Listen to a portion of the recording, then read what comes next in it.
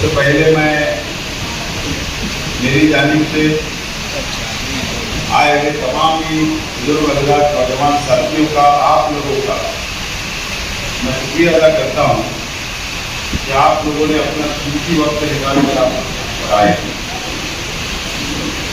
और साबिर बाबा, उनके परिवार का, उनके साथियों का भी शुक्रिया अदा करता हूँ कि इस मीटिंग को कामयाब बनाने के लिए बहुत मेहनत की, जद्दोजहद की और आप लोगों को दावतनामा दी और आप लोग यहाँ पर आए। मैं आप लोगों को, उनके परिवार का भी बहुत बहुत शुक्रिया अदा करता हूँ। उससे पहले हाफिज सनी सदर साहब ने आपको बहुत तफसीली गुफ्तगू आप लोगों से की, आप लोगों से बातें की और मैं भी बहुत ज्यादा नहीं बोलूंगा, लेकिन चंद बातें मैं भी आप लोगों से बात करना चाहता हूँ, गुफ्तगू करना चाहता हूँ। मुझको ऐसा लगता है कि सियासी तौर पर मैं आप लोगों से पहली मर्तबा बातचीत कर रहा हूँ, आप लोगों के सामने खड़ा हूँ। आमतौर पर हम लोग जलसा वगैरह लेते, लेकिन इस मर्तबा ज्यादा हमारी तवज्जो है वार्ड वाइज मीटिंगें करने, मीटिंग करना, आवाम के साथ ज़हन साझी करना, हमारी बातों को रखना, ये हमारा अपना मकसद है। और मुझे खुशी है कि मैं आज आप लोगों के बीच में खड़ा हूं। दोस्तों और साथियों, ये हमारा अपना मालेगांव शहर मस्जिद और मीनारों का शहर है। हमारा अपना ये शहर एक मुसलमानों की मुल्क के अंदर, हमारा शहर, हमारी बस्तियां, अल्लाह का करम जो मुसलमानों की बस्तियां हैं,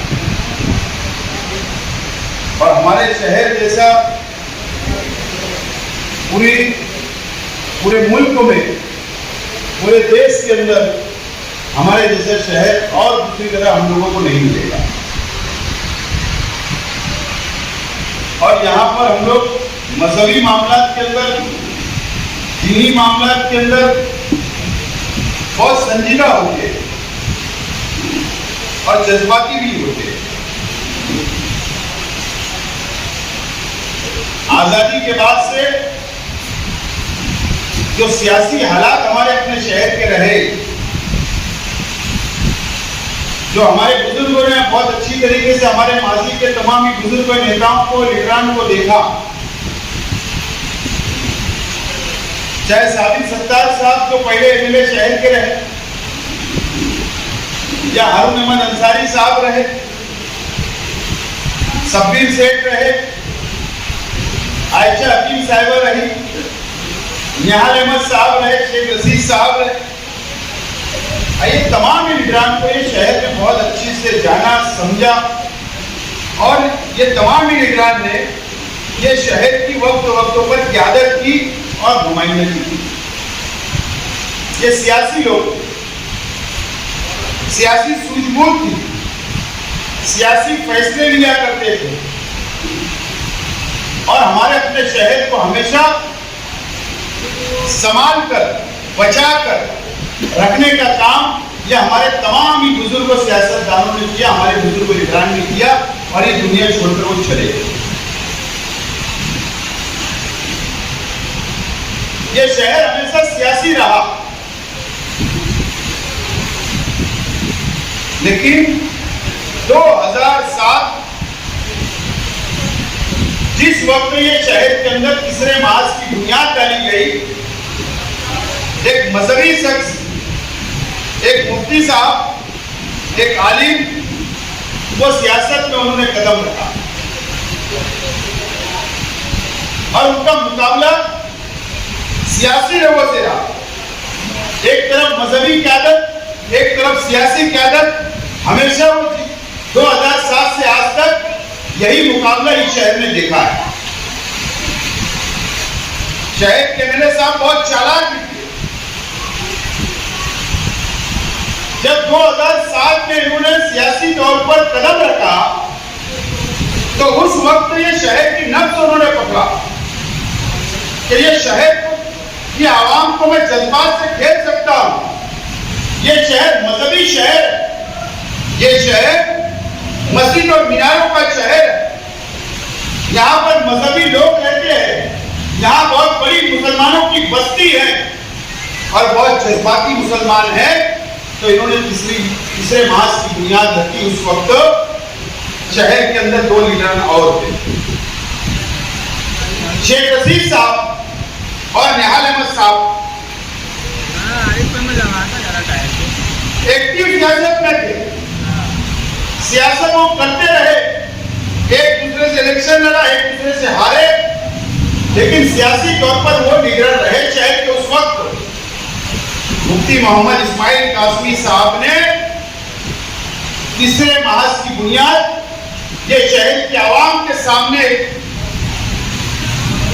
शहर के आवाम से ये कहा कि निहाल अहमद साहब भी सियासी है और नाकाम हो गए, और शेख रशीद साहब भी सियासी है, नाकाम हो गए।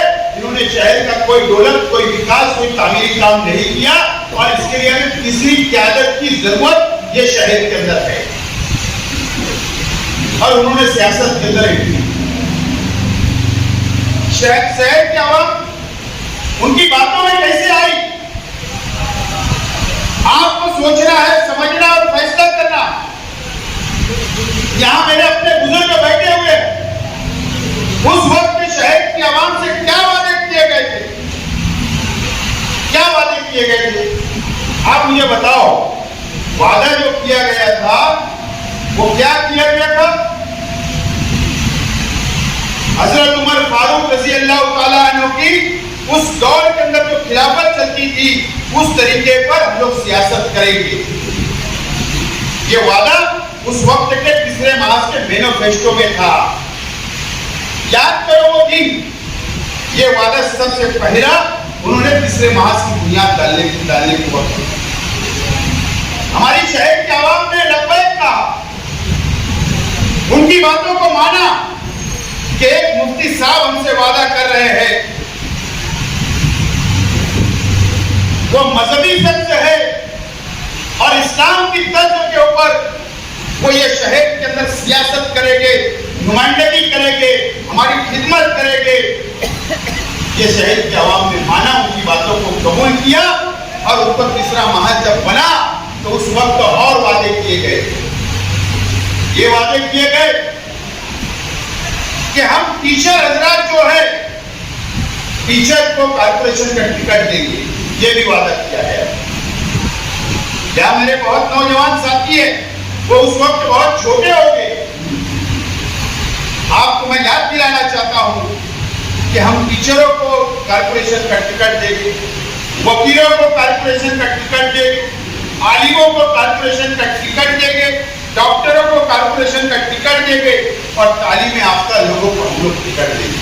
ये भी वादा शहर के आवाम से उस वक्त किया गया था। और क्या वादा किया गया था कि बैतुल माल की हिफाजत करेंगे।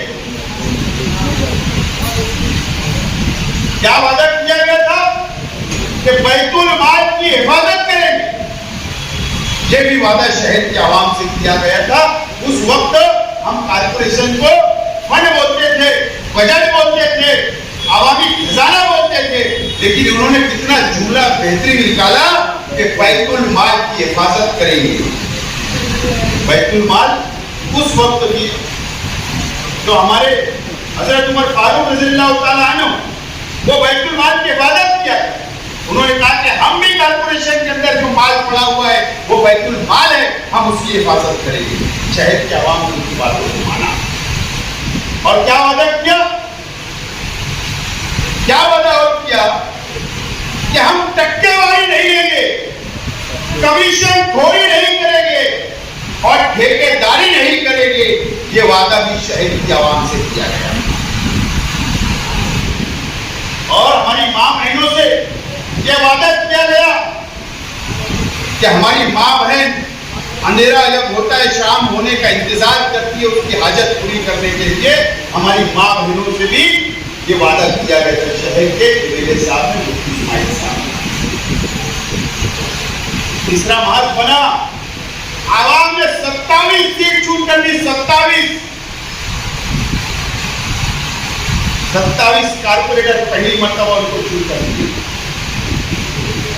मेयर उनका बना, नजमुद्दीन खजूरवाला साहब मेयर बनाए गए। उस वक्त में ये बाला साहब ठाकरे के चरणों में भी गए थे, माता श्री के ऊपर भी गए थे, माता श्री के ऊपर कि हम आपके साथ एक हुकूमत करना चाहते हैं, वोट ली, बैतुल माल की हिफाजत करिए। और वहां जाकर सपोर्ट मांग रहे, उन्होंने सपोर्ट नहीं दिया। हमने उस वक्त उनको सपोर्ट दिया कि चलो आप आगे आए हैं तो आप इक़्तिदार संभालो, आप शहर को कुछ दो। 2.5 साल गुजर गया, शहर को कुछ नहीं मिला। फिर मालिक यूनिवर्सिटी को इन्होंने बनाया मेयर। निहाल अहमद साहब के कारपोरेटर को तोड़ा गया, मेयर बने। 2.5 साल शहर को क्या मिला, आप शहर के सामने। इब्राहिम शेख नेशनल वाला मेयर बनाए गए, शहर को क्या मिला। नरेंद्र सोनोने को स्टेडियम का चेयरमैन बनाया गया।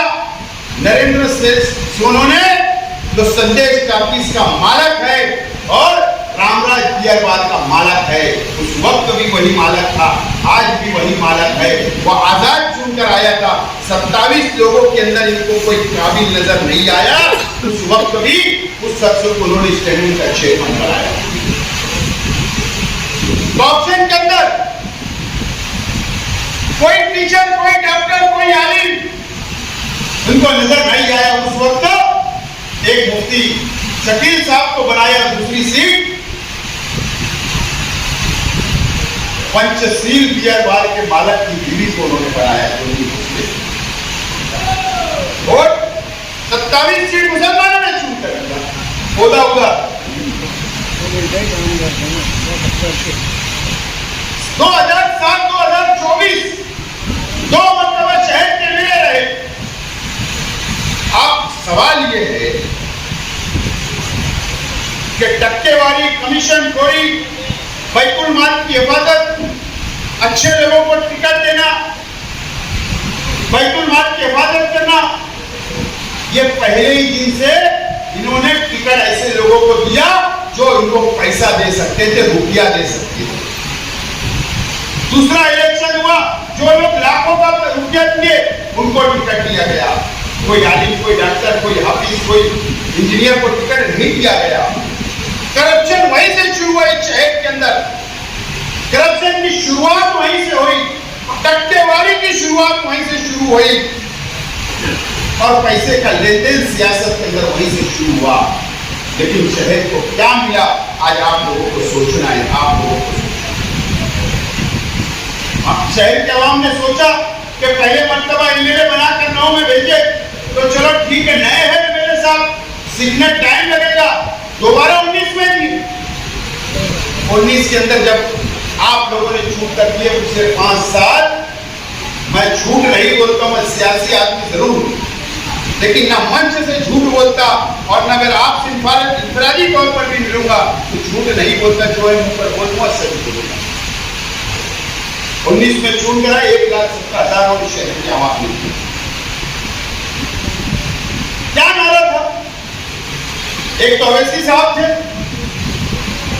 कौम मिल्लत की दुआई दी गई, एनआरसी के नाम पर वोट मांगा गया, मिल्लत के नाम पर वोट दी गई, जज्बात में हमारे नौजवानों को लाया गया कि वहां पर जाकर ये इस्लाम की तलवार चलाई। आप लोगों को पता नहीं है, जिस दिन ये चुन कर आए 19 में, तीसरे दिन वो शहर से चले गए। इनको एक गाड़ी आई, मैंने एक जगह और कहा ये बात, आज के वजीर आला की गाड़ी आती है, उनको गाड़ी में बैठा कर एक चादर के एजेंट लेकर जाता है और 6 दिन वर्ली, मुंबई के वर्ली सीलिंग के पास जो रेस्ट हाउस है गवर्नमेंट का, वहां पर 6 दिन को रखा जाता है। एक दिन खाने के होटल में रखा जाता है और उस वक्त इनको गैर जानिबदार कहने का करोड़ों रुपया इनको मिला, करोड़ों रुपया इनको मिला। उस वक्त ये कांग्रेस राष्ट्रवादी के साथ, सेकुलर पार्टी के साथ नहीं थे। ये पूरा 5 साल कभी भी इन्होंने सेकुलर पार्टियों का साथ नहीं दिया। एमएलसी का चुनाव हो, राज्यसभा का चुनाव हो, करोड़ों रुपया दिए गए, जाने नहीं रहे। कभी बीजेपी शिवसेना के खिलाफ में इन्होंने सरकार बनाने के वक्त भी खिलाफ वोट नहीं दिया। हमेशा हिमायत में ये 5 साल रहे। आपकी वोटों का सौदा करने का काम आज के मेरे साहब ने किया। अब कब तक धोखा खाएंगे ये शहर? मजहब के नाम पर आप लोगों को धोखा दिया जा रहा है, शहर के आवाम को धोखा दिया जा रहा है। अब आप लोगों को आने वाले वक्त के अंदर बहुत सोचना और समझना। मुझे बताइए 5 साल में पावर लूम सनत के लिए क्या अच्छा हो, क्या अच्छा हो? आज इतनी मंदी है, 3 4 दिन कारखाना चल रहा है। आज मंदी की हालत है, टेक्सटाइल पॉलिसी हमारे फेवर में नहीं। आज सब्सिडी आप लोगों को नहीं मिल रही पावर बिजली बिल पर। आज बुनकर की हालत बहुत खराब है, ये मुझे समझता है। क्या नुमाइंदगी शहर के मेरे साथ, ये आप लोगों को सोचना, समझना और आपको फैसला करना। इलेक्शन आ रहा है, मैं वापस उम्मीदवार हूं, वापस इलेक्शन लड़ना चाहता हूं। आपसे वोट मांगने के लिए यहां पर आया हूं, मैं अपील करने के लिए आया हूं कि आप मुझे वोट दो और कामयाब करो। आपने मेरा भी 5 साल देखा, चाहे जमीन उल्मा पे पाबंदी की बात आई तो आवाज उठाने का काम किया, चाहे अजान पे पाबंदी की बात आई तो आवाज उठाने का काम किया। शहर के अंदर पहली मर्तबा तमामी मस्जिद की गांव का वार्ड कंपाउंड बनाने का काम किया। शहर में उर्दू घर दिया, शहर में फ्लाईओवर दिया, शहर में हिल स्टेशन दिया। ये काम मैंने ये शहर के अंदर किया। असेंबली के अंदर आवाज उठाने का काम किया। जब साइजिंगों पर आफत आई तो मैं खड़ा रहा मजबूती के साथ। मैं तो एमएलए नहीं था उसके बाद, और एमएलए था उससे पहले भी मैंने मजबूती के साथ खड़ा रहा। सनत की बका के लिए जब मुझे आवाज दी गई मैं खड़ा रहा। ये मेरे अपने काम। कुछ लोग हमको बदनाम करते, मेरे परिवार को बदनाम करते। साबिर बाबा मेरे वालिद साहब के कई पुराने साथियों में से, आज शेख रशीद साहब दुनिया से चले। अगर हमारे अंदर अगर बुराई होती तो ये साबिर बाबा हमारे साथ नहीं है। कोई इनको आस नहीं है हमसे, सिर्फ मोहब्बत। हमारे अंदर कोई अच्छाई उन्होंने देखी। मेरा सवाल आप लोगों से, मुझे बताइए, क्या हमारे परिवार ने कभी आपके कारखाने पे कब्जा किया? क्या कोई बुनकरों को लाकर हमने खंडनी वसूली की? क्या कोई हफ्ता वसूली की? शहर के अंदर एक आदमी ने आके खड़े रह के बताना कि मेरे परिवार ने आप लोगों के साथ जुल्म किया, गरीबों के साथ जुल्म किया, बुनकरों के साथ जुल्म किया, मजदूरों के साथ जुल्म किया। एक कोई शख्स नहीं बता सकता। अगर हमारे में बुराइयां होती तो 1994, 95 से लेकर आज तक शहरी सियासत के अंदर मेरे वालिद ने जो सियासत यहाँ तक लाई, तामीर की लाई, तरक्की की लाई, गरीबों के हमदर्द रहे, गरीबों के मसाइल हल किए, शहर के मसाइल हल किए। जब शहर के अवाम ने यहाँ तक लाकर पहुंचाया और मुझको भी, मेरे वालिद को भी एमएलए बनाया। आपको सोचना है। आप दूर से हमको देखते हैं, जो लोग हमारे खिलाफ तकरीर करते हैं आप वही सुनते हो। आप आइए करीब, आइए मुझसे मुलाकात करिए, आइए आप काम लेकर आइए, आपके लिए दरवाजे खुले। आप हमको समझो, हम कैसे मिजाज के लोग हैं, हमारे अंदर क्या अच्छाइयाँ हैं, क्या हम काम करने वाले हैं या नहीं है। ये हमारी बातों को आप समझो। तो जब तक करीब नहीं आओगे, जब तक आप हमको नहीं समझ सकते, मेरे परिवार को नहीं समझ सकते। आपको समझना पड़ेगा। आप अपना काम लेकर आइए, ये सब जिम्मेदार है वो हम ला सकते हैं आपके पास, मेरे तक। जब आप फोन करेंगे मैं हाजिर रह सकता हूँ, आपको कोई भी मसला मैं हल कर सकता हूँ। मेरे अंदर अच्छाइयाँ देखो, क्या क्या अच्छाइयाँ है, क्या बुराइयाँ हैं, क्या मैं गलत हूँ, क्या सब आप देख सकते हो, बात फैसला। लेकिन जो लोग उनको हमारे को बदनाम करते हैं सिर्फ स्टेट से, सिर्फ अपनी सियासी मुफाद के लिए, अपनी कुर्सी बचाने के लिए हमको बदनाम किया जाता है। तो काफी लोग यहाँ पर बैठे तो मुझे जानते, मेरे परिवार को जानते, वो अगर मेरे साथ रहते, हमारे साथ खड़े हैं, ऐसे नहीं खड़े, हमारे अंदर कोई अच्छाइयाँ थी, किसी के सुख में दुख के अंदर हम लोग खड़े रहने वाले लोग, मसाइल के अंदर खड़े रहने वाले। बिजली का मसला तो हमारे तक आए, पुलिस स्टेशन का मसला तो हम लोग बैठे हैं, कारपोरेशन का मसला तो हम बैठे हैं, सरकार का कोई भी डिपार्टमेंट का मसला तो हम बैठे, हॉस्पिटल का कोई मसला तो हम बैठे हैं। आप आइए, दरवाजे आप लोगों के लिए खुले, एक मर्तबा और मुझे चांस देकर देखो, मैं आपसे वादा करता हूँ इस शहर की काया पलटने का काम। मैं आज अखबार में पढ़ रहा था कि हरियाणा के अंदर मॉब लिंचिंग हुई, फिर एक मुसलमानों को निशाना बनाया गया। अभी महाराष्ट्र के अंदर बीजेपी की सरकार है, अल्लाह ना करे कि आने वाले वक्त के अंदर बीजेपी की सरकार रहे, लेकिन एमएलए साहब उनसे लड़ नहीं सकते बीजेपी वालों से। आज के एमएलए, मैंने वहां पर साध्वी प्रिया सिंह ठाकुर के खिलाफ तकरीर की, जो हमारे महसूसी जो बेगुनाह थे बम ब्लास्ट के अंदर, जो हमारे 9 भाई थे वो बेगुनाह है। अगर किसी ने असेंबली के अंदर खड़े रह के कहा तो वो शेख आसिफ था। मुझे आज ये बोलना पड़ रहा है, जब वो लोग जमानत पर रिहा हुए तो मेरे एमएलए हॉस्टल के ऊपर उनको मैंने जगह दी कि यहाँ रहो, तो वो सुबह की ट्रेन पकड़ के तारीख पे जाते तो शाम में रिटर्न आते थे। मैंने कहा इतना क्यों थकते हो? तो कहने लगे कि हमको होटलें नहीं मिलती, जगह कहाँ है हमारे पास, लोग हमको शक की नजर से देखते हैं। मैंने मेरे दरवाजे खोला कि तुम यहाँ सोना, यहाँ रहना, मेरे साथ घूमना। मैं खुद मेरी गाड़ी में मुंबई घुमाता था, मैं कभी किसी से डरा नहीं। असीमानंद ने जो कबूल किया, मैंने कहा कि मालेगांव का बम ब्लास्ट को प्रज्ञा सिंह ठाकुर ने बम ब्लास्ट किया। जब भी साथी प्राची ने हमारे खिलाफ जाहिर बोला, उसके खिलाफ बोलने का काम किया। जहां मॉब लिंचिंग हुई मैंने वहां पर बोलने का काम किया हूं। ये हर नुमाइंदगी मैंने असेंबली के अंदर किया और वो रिकॉर्ड मौजूद है असेंबली के टेबल पे भी और वीडियो की शक्ल के अंदर आप देख सकते हैं। रात को मुझे तजुर्बा है, बहुत तजुर्बा, उनका मैं जवाब दे सकता हूँ, उनसे लड़ सकता हूँ, हमारी बात बनवा सकता हूँ। आपने देखा कि मेरे साथ 5 साल से नीचे चुराने किले पे चढ़ गया, उसकी हिम्मत, लैंड जिहाद, लॉ जिहाद, क्या जिहाद ना कर यहाँ पे चढ़ गया, घुस गया, इसकी हिम्मत खुल गई। और अगर वो जो शहर उगलेगा मालेगांव के खिलाफ में तो शेख आसिफ उसका मुकाबला कर सकता है। आप लोगों को समझना है और मैं आपसे अपील करता हूँ कि मैं हर जगह परफेक्ट हूँ, हर डिपार्टमेंट का काम आप मुझसे ले सकते, हर मसला मेरे सामने ला सकते। अभी में तो फिर दुकानें लगेगी, फिर तकरीरें होगी, फिर आपको वर्गलाया जाएगा, आपको उकसाया जाएगा।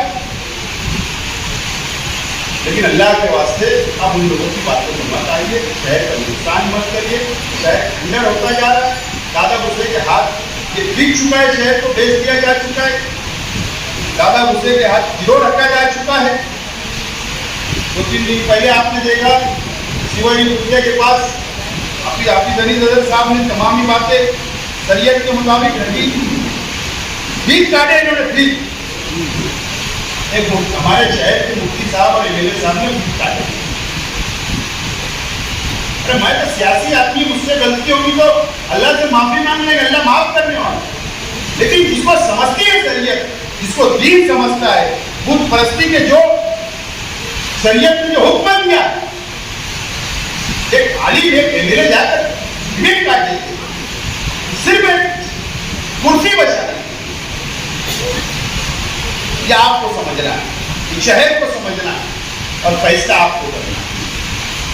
मैं आने वाले दिनों के अंदर बहुत बड़ी स्क्रीन लगाने वाला हूं, तो शहर को बताऊंगा शहर गिरोह कैसे रखा जा सकता है। शहर कितना कर्जदार हो गया है और आज ये गठबंधन बना रहे हैं ना, एक दूसरे के खिलाफ बोले, तकरीरें किए, प्रेस कॉन्फ्रेंस ली, कम ज्यादा बोला गया, लेकिन फिर अपने मुफाद के लिए बोला। ठेकेदारी करने के लिए, अपना घर भरने के लिए, अपने बाल बच्चों को पूरे खानदान को ठेकेदारी में इन्वॉल्व करने के लिए, कमीशन खोरी करने के लिए, मेयर की कुर्सी हासिल करने के लिए, ये सब एक हो रहे इनके जाति मुफाद के लिए। और मैं कल भी अकेला था आप लोगों के भरोसे, आज भी अकेला हूं आप लोगों के भरोसे। बैसाखी की जरूरत नहीं। आजकल तो मुफ्ती साहब को बैसाखी के साथ वाकर की भी जरूरत पड़ रही है। कभी बोले तू भी आ जा, तू भी आ जा, तेको इतने करोड़ का फंड, तेको इतने करोड़ का फंड, तेको मेयर, तेको स्टैंडिंग चेयरमैन, तेको डिप्टी मेयर, सब सौदा हो रहा है आपको बेचने का। लेकिन आप बेदार हो जाओ, इस मर्तबा इनको घर बैठाओ, एक मर्तबा मुझको चुन कर दो, 5 साल मेरा काम देखना, अगर मैं नाकाम हो गया तो दोबारा मुझको वोट मत देना, मैं दोबारा उम्मीदवारी नहीं करूंगा। नाकाम हो गया बदल दे, मैं नहीं लड़ूंगा। लेकिन मुझे अल्लाह की जात से, अल्लाह का करम है, मुझे बहुत हौसला है, बहुत कॉन्फिडेंस है। मैं इन सरकार के खिलाफ लड़ सकता हूं, ताकत से लड़ सकता हूं, बोल सकता हूं, मराठी में भी बोल सकता हूं, मराठी में भी तकरीर कर सकता हूं, मराठी समझ भी सकता हूं। जो असेंबली हाउस में चलती है वो सब कर सकता हूं। नुकसान किसका होता है? शहर का होता है। अगर नुमाइंदा नहीं बोला तो शहर को कुछ मिलता नहीं, आफत आती है, डिमांड करना पड़ता, आवाज उठाना पड़ता, यहाँ का दर्द तो वहां बयान करना पड़ता, जब जाकर कुछ मिलता। उन्होंने कुछ किया नहीं, सिर्फ यूट्यूब पे बयान देना, यही काम इन्होंने किया। अभी आप लोगों ने देखा ना, मैंने अखबार के अंदर दिया कि मदरसा और मस्जिद जहां जहां की सोलर नहीं है वो लोग अर्जी मुझसे करेंगे, मेरे पास अर्जी करेंगे, दिए इन्होंने बयान। ऐसा कोई कानून नहीं है कि सोलर मस्जिद और मदरसों पे फिट होगा। मैं खामोश हूं, मैं खामोश हूं। मैं ये बताने वाला हूं ये शहर को कि कानून किसको बोले, बताने वाला हूं कानून किसको समझता है। आज के एमएलए को कि शेख आसिफ को मैं बताऊंगा थोड़ा सी जिन्हें तुम, अगर एक शेख आसिफ हो या शेख आसिफ की जगह कोई भी एक शख्स हो, अगर हुकूमत से अगर फायदा करवा रहा है शहर का, मस्जिद का, मदरसे का, ईदगाहों का फायदा करा रहा, तो आप रुकावट क्यों बनते? अरे मैदान तो तुम्हारे लिए, तुम आज भी अकेले हो। तुमने तो खुलकर बोलना था कि ठीक है शेख आसिफ कम करेगा, मैं ज्यादा करके बता शुरू कर। ये कौन सा तरीका है? हजरत उमर फारूक वाला तरीका ये था क्या? अजीब बात। या आप लोगों को समझना है, शहर को संजीदगी से सोचो, समझो, एक मौका दो। मैं देखो सबको साथ लेकर चलने वाला सब, मेरे पास कोई मसलक नहीं है, मेरे पास कोई बिरादरीवाद नहीं है, मेरे पास कोई जातिवाद नहीं है, मेरे पास कोई भेदभाव नहीं है, कोई काला गोरा, कोई अमीर गरीब, कोई मजदूर, कोई शेख, कुछ नहीं है। मैं सबके लिए चलना चाहता, सबके लिए मैं पहले भी खड़ा था, आज भी खड़ा हूं और इंशाल्लाह कल भी खड़ा रहूंगा, सिर्फ आपका साथ चाहिए। और आप तो हमारी जिंदगी पूरी बदल गई, हमारे परिवार की पूरी जिंदगी बदल गई। शेख रशीद साहब दुनिया से गए, खलील दादा गए, सब कुछ छोड़ के गए। हमको लगा यार सब तो यही रह गया। हमारे सामने 2 लोग घर के बड़े चले गए, प्रॉपर्टी, जायदाद, पैसा, रुपया सब कुछ छोड़ के खाली हाथ है, खाली चले गए ना। मैं भी दुनिया से जाऊंगा तो मैं भी कुछ लेके नहीं जाऊंगा। हमने परिवार में बैठकर संजीदगी से फैसला किया है कि गरीबों का काम, गरीबों की मदद, दीनी काम, मजहबी काम बढ़ चढ़कर हिस्सा लेना, यह हमने फैसला किया। और जो कुछ यहाँ कमा रहे यही बर्बाद कर दो, यही लुटा दो, गरीबों में मदद करो, गरीबों, तो सब हमने सीखा है। और शेख रशीद साहब हमेशा करते हैं, हम लोग उसको आगे बढ़ाते हैं। ये अल्लाह का करम है, जेब में हाथ डालने वाले लोग हैं, उनकी पंखड़ी देने वाले लोग हैं, मुसीबत में खड़े रहने वाले लोग हैं। हम शहर के अंदर जो दूसरा शख्स हो तो बताओ, कोई नहीं, उसके लिए जिगर लगता है। अल्लाह ताला सबको नहीं देता, करम है, अल्लाह का शुक्र है, अल्लाह ताला ने मेरे परिवार को इतना बड़ा जिगर दिया और दीदार बनाया। अल्लाह का शुक्र है, बार बार मैं शुक्र अदा करता हूँ। तो आप तमाम लोगों से, मैं सब नए लोग मुझे ज़्यादा कीजिए, मेरे करीब आइए, समझिए, मेरी जानकारी लीजिए। अल्लाह का करम आए, क्रिमिनल एक भी केस नहीं, क्या बोल रहा हूँ, किसी को मारने के जुर्मों में जेल में नहीं दिया वहां से। क्या बोल रहा हूँ, सिर्फ जलसा देर तक चलाने का केस है, रास्ता रोको तहरीक का केस है, आंदोलन करने का केस है। क्रिमिनल किसी वजह थप्पड़ मारने का भी केस है। तो मुफ्ती साहब को 353 गाली बच्चे याद है, सिविल हॉस्पिटल में लात मारे थे डॉक्टर को, याद है ना। 353 का केस है, राइट का गुना है, क्रिमिनल ऑफेंस है उनके ऊपर। मुस्तकिल डिग्री भी तो बोला ना, मैं सबसे बड़ा गुंडा हूँ। अब उसके बारे में क्या बोलना है, उसके ऊपर भी केसेस है। मेरे भाई बाजू में तुम्हारी स्क्वाड का मेंबर एक साहब के ऊपर भी केसेस है। सबसे अच्छा उम्मीदवार मैं, उम्मीदवार मैं, ये बात ध्यान रखो। तो साफ सुथरा होना ना उम्मीदवार, ये तमाम ही चीजें आपको समझना है, सोचना है और फैसला करना। मुझे उम्मीद है इस मर्तबा कि आप लोग मेरा साथ देंगे और तारीख लिखो, 5 साल का मौका दो। मैं आज़ाद उम्मीदवार इलेक्शन लड़ूंगा, लेकिन अभी मैं थोड़ा सी 1% थोड़ा सी इधर उधर हूँ, लेकिन मास्टर स्ट्रोक मारूंगा जब। अभी भी कुछ लोग, हमारे हजरत के कुछ लोग व्हाट्सएप पे लिख रहे मास्टर स्ट्रोक फेल हो गया। क्या बोले, मास्टर स्ट्रोक फेल, बोले वो इनके अम्मा आंसू में बह गए, कुछ लिख रहे। अबे बेवकूफ, अभी शेख आसिफ को पहचाने ही का सच्चाई में बोले वो औरंगाबाद से इंचार्ज जलील से मिल के वहाँ लाइन लगा शेख आसिफ एमआईएम का टिकट लेनी। तो एमआईएम का टिकट लेना रहता तो 19 के अंदर चल के टिकट आया था, जब तो मैंने नहीं लिया। क्यों? तो मुझे वो पार्टी इसलिए मुझे ठीक नहीं लगती कि मुसलमानों के लिए वो पार्टी ठीक नहीं, नुकसानदेह, इसके लिए नहीं था। और अभी बोलने लगे, लाइन लगा रहे थे तो हजरत और ये खानवादे की हिकमत अमली से फिर हम वहीं पहुंच गए। तुम स्वराज साहब के पास गए थे, मेरे डर के वहां चले गए, ये सिर्फ बोलो। शेख आसिफ पहुंचने का डर था, लेकिन शेख आसिफ को रास्ते पे नहीं जाना था। और अभी फिर बोल रहा हूं कि मास्टर स्ट्रोक अभी बाकी है। तुमने समझे नहीं, थोड़ा देर लगेगी। तुम्हारे एमएलए साहब तो मुझे नहीं समझे, तो तुम क्या समझोगे? समझो। बहुत बहुत शुक्रिया।